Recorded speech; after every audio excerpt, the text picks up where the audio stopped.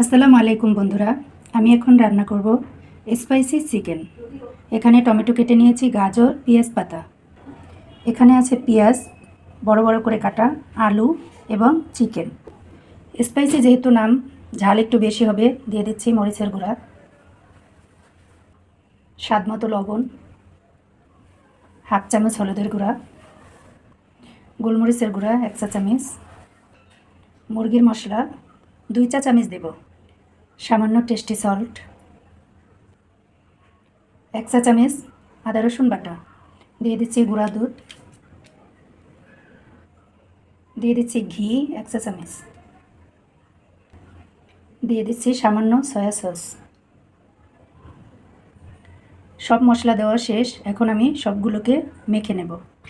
বন্ধুরা দেখতেই পাচ্ছেন চিকেন মাখানো হয়ে গেছে। এখন আমি এটাকে নর্মাল ফ্রিজে আধা ঘন্টার জন্য রেখে দেব। বন্ধুরা ফিরে এলাম আধা ঘন্টা পরে। এখন দিয়ে দেব সয়াবিন তেল, তেজপাতা, আস্ত জিরা, কয়েকটা কালি জিরা, এলাচ, দারচিনি, কাঁচামরিচ, দিয়ে দেব চিকেন।